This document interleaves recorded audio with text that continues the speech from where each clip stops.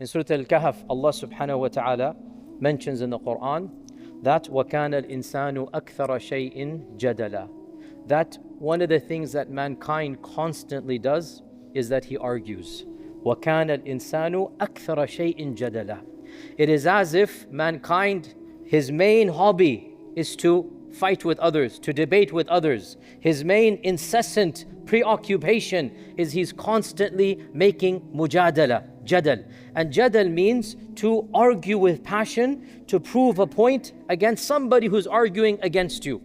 And the Quran has a very interesting analysis of jadal. The default of arguing in the Quran is that it is discouraged and it is only allowed with some conditions. If you look at the overall analysis of the Quran, Allah subhanahu wa ta'ala typically criticizes arguing. Allah subhanahu wa ta'ala mentions arguing as something that those who do not have priorities, those who do not believe in Allah subhanahu wa ta'ala, they busy themselves with. In fact, Allah mentions arguing with others is one of the tactics of Shaitaan. وَإِنَّ الشَّيَاطِينَ لَيُوحُونَ إِلَى أَوْلِيَائِهِمْ لِيُجَادِلُوكُمْ. Shayateen inspire their allies to constantly debate and argue. This is not the methodology of the believer to get involved in constant debates, constant argumentation. Allah subhanahu wa ta'ala mentions in the Quran that وَإِن جَادَلُوكَ, if they come to you trying to argue, then say to them, Allah knows what you are doing, and move on. And Allah Azza wa Jal mentions of the characteristics of the believers when ignorant people try to accost them,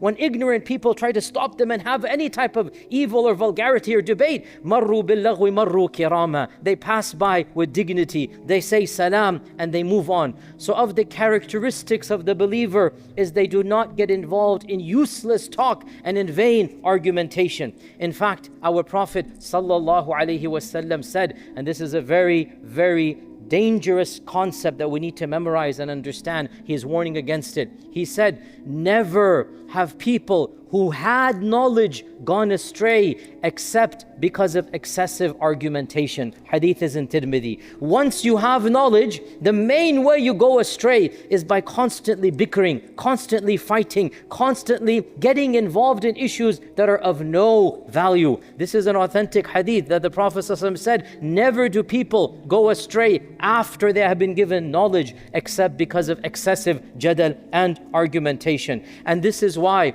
our Prophet ﷺ commanded us to protect ourselves from useless argumentation in fasting, in Hajj. We all learn when fasting, what do we do? The Prophet said, if somebody comes to you, he accosts you, he wants to have an argument, what should you say? Allahumma inni Sa'im. Don't break your fast by doing something useless. And the characteristics of the Hajj in the Quran, Allah says in the Quran about Hajj, that whoever goes for Hajj, what are the conditions? فَلَا رَفَثَ وَلَا فُسُوقَ وَلَا جِدَالَ فِي الْحَجِّ. Allah wants to protect our Hajj and our fasting from useless argumentation, wasting too much time going back and forth and getting involved in things that have no value to us. And in fact, sometimes argumentation even leads to a rejection or a kufr. Hadith is in Tirmidhi that our Prophet ﷺ was sitting in his house and people's voices began to raise in the masjid.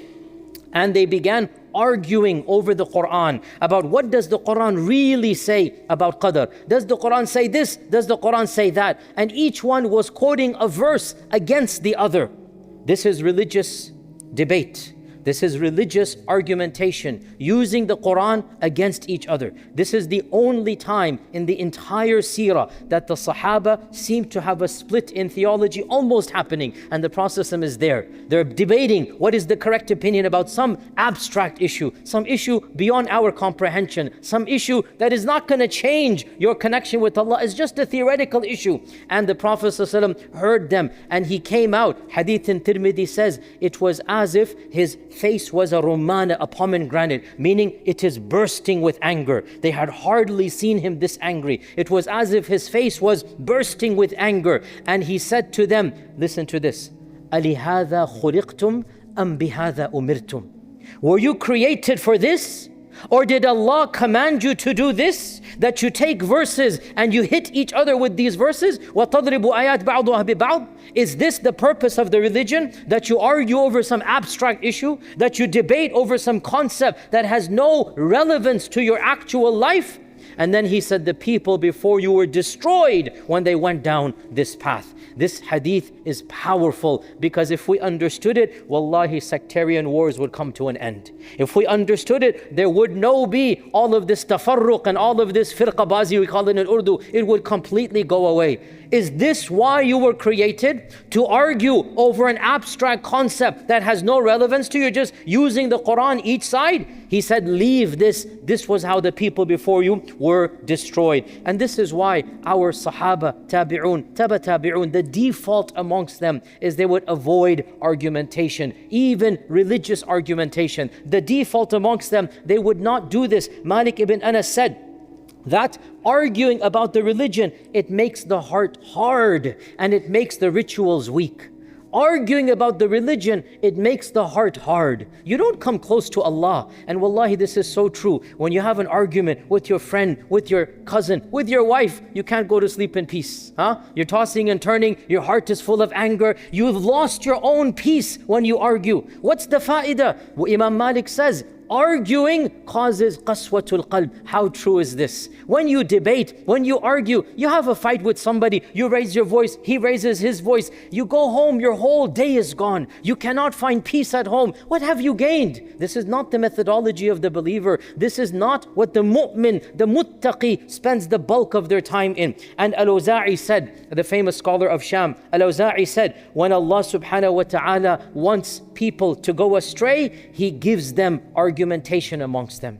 When Allah wants to let people go astray, they're not worthy to be saved. What is the mechanism to cause them to go away from the straight path? He makes them argue amongst them. And this goes back to the hadith of the Prophet. Literally, he said that never have people who were once upon guidance gone astray except due to excessive argumentation. Now, does this mean any argument is haram? Obviously not. Clearly, sometimes argumentation, and you bring an evidence and you prove your point and you bring a hujjah, this is something that is jaiz. But I repeat, the default position of the Quran and Sunnah discourages argumentation. And this is very clear. Allah Azza wa Jal mentions, يُجَادِلُونَكَ فِي الْحَقِّ. They're always arguing with you against the truth. And Allah mentions in Surah Yasin that وَضَرَبَ لَنَا مَثَلًا وَنَسِيَ خَلْقَ. Look at this man arguing about me. And Allah mentions in Surah Al-Kahf, the one that's arguing about the Day of Judgment. And Allah mentions in Surah Mu'minun, the one that's arguing, how much did I stay? How much did you stay? And he's arguing with Allah that I stayed only one day. And he's arguing with Allah, you didn't give me enough time. So all of these argumentations are criticized in the Quran. That is the default. But when is it allowed to argue? When is it allowed to bring an evidence and have, a back and forth?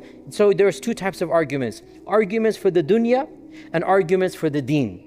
Arguments for your dunya, you're arguing about a worldly matter, and arguments for religion. As for arguments of the dunya, it is allowed as a tactic when you have done, when dhulm has been done against you, when you are madhloom, I wanted to say. When you are madhloom, when somebody has taken your right, and you don't have any other mechanism to get your right back, in this case, you have the right, the option to use argument as a tactic, and you present your evidence and you get what is due back unto you. قَدْ سَمِعَ اللَّهُ قَوْلَ الَّتِي تُجَادِلُكَ فِي زَوْجِهَا. مُجَادَلَة. The surah is called the one who came arguing. And this is a jaiz argument. It is a permissible argument. Allah has heard the argument of that lady whose dhulm was done. Her husband did dhulm upon her. She had her rights taken away and she's arguing about her rights. And Allah is saying, I have heard her mujadala. And she was praised in the Quran for this. Our mother Aisha radiallahu anha says, I was sitting in the hujr,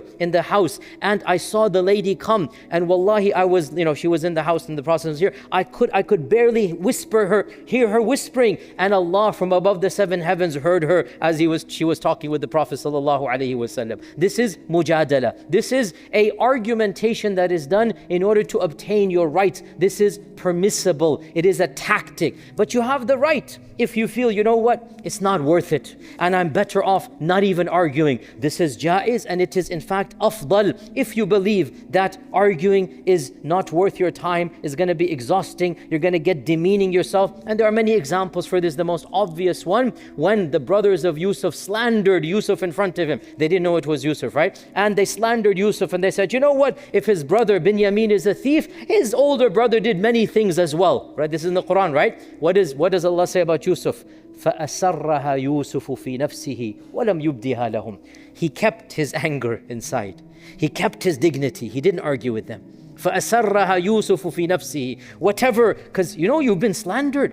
And wallahi, everybody who's been slandered, the first defense mechanism is what? You want to refute back. You want to do the same thing back. But the higher methodology, the better methodology, you can defend, but people of izzah keep their izzah and they allow the slander to be spread, and Allah Azza wa Jalla will protect their dignity. فَأَسَرَّهَا يُوسُفُ فِي نَفْسِهِ وَلَمْ يُبْدِهَا لَهُمْ. Yusuf kept what was in his heart, and he didn't demean himself and respond back and say, how dare you say this? I am Yusuf. No. He let it be because it would not be worthwhile for him. He maintained that dignity. But again, to be precise, it is jaiz. It's up to you. Argument for the dunya is jaiz when dhulm has been done to you. As for argument of the religion, you have to be very careful.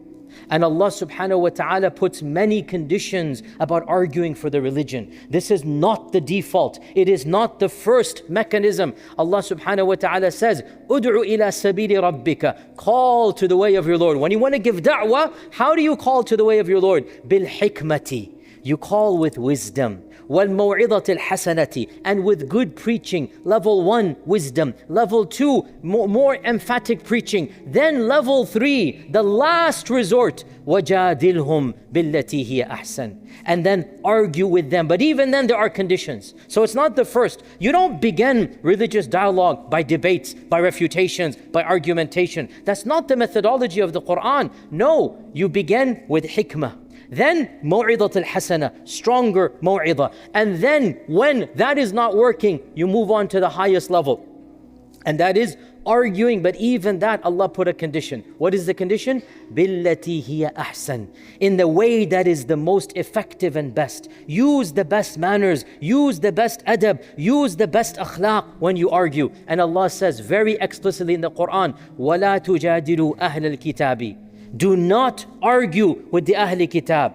إِلَّا بِالَّتِي هِيَ أَحْسَنُ. Except if you must, then argue in the best of all manners. Don't be crude. Don't be vulgar. Use the best etiquettes. Use the best adab. Use everything that is the best and don't resort to their level. So Allah explicitly says, don't argue with them. But if you must, then argue billati hiya ahsan. And Allah subhanahu wa ta'ala mentions explicitly in the Quran, يُجَادِلُونَكَ فِي الْحَقِّ. They're arguing with you against the truth. And Allah says in the Quran, they're arguing about Allah subhanahu wa ta'ala بِغَيْرِ عِلْمٍ وَلَا هُدًى وَلَا كِتَابٍ مُبِينٍ. They're arguing without knowledge and without guidance and without certain kitab, clear kitab. So 3 conditions are given. If you want to argue, argue with knowledge and argue with hidayah and adab, and then argue upon clear and unequivocal issues that there's no ambiguity about, kitabin mubin. So the Quran explicitly mentions conditions for argument. A famous incident occurred in the time of Imam Malik ibn Anas, that a man came to Malik ibn Anas. He was surrounded by his students, and a man came and goes, I want to argue with you, debate with you about some concept of theology, some abstract concept of theology. Imam Malik said to him, so if you win the debate, what should happen? The man said, then you must follow my opinion. Then Imam Malik said, what if I win the debate? The man said, I will follow your opinion. Then Imam Malik said, what if a third person comes and he wins the both of us in debate? So then the man said, both of us must follow that man's opinions. So Imam Malik responded to him, the religion does not belong to the one who wins the debate. Do you think every time somebody comes who's more argumentative than the other, we will leave the Quran and Sunnah and go to the one who argues? Go, and he said to the man, go and leave this gathering and argue with somebody who doubts the religion. I have no doubt about my religion. This is the methodology of the real scholar. Leave argumentation, leave useless refutation, leave all of this back and forth.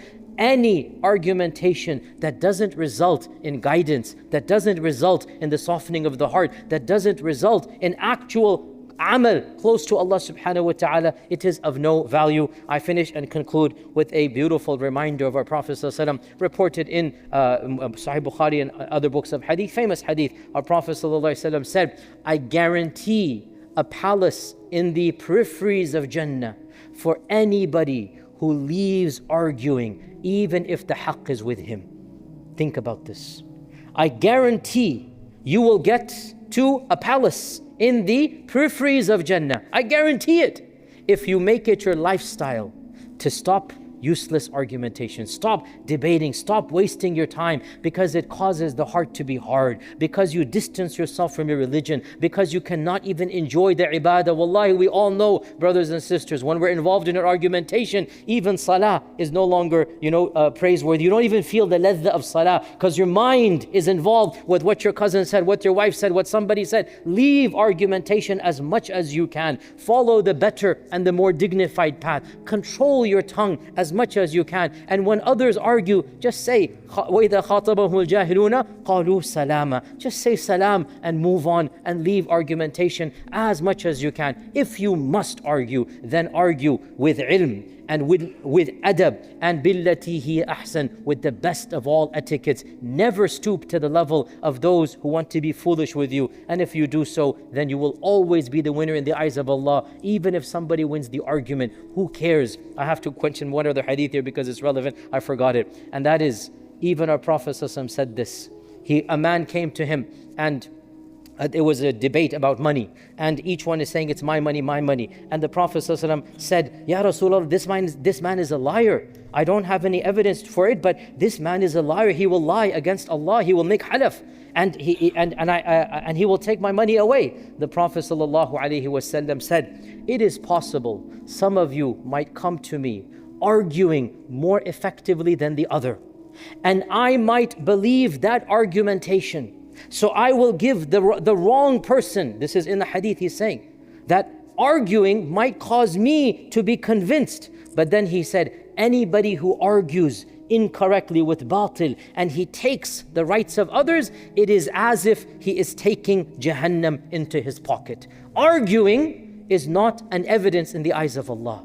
You can argue with eloquence. Even the Prophet ﷺ is saying, it is possible one of you might argue more eloquently and I might be convinced, but you should beware. So he's telling the other guy, even if your other guy wins, it will not change haqq and batil. Even if I put in his favor, in reality it is not in his favor. And on the day of judgment, he will have to answer for false argumentation. So leave as much argumentation as you can and try your best to be the more dignified and follow the Prophet Yusuf and our Prophet Muhammad sallallahu alaihi wasallam. And inshallah we'll continue with another talk. Assalamu alaikum wa rahmatullahi wa barakatuh.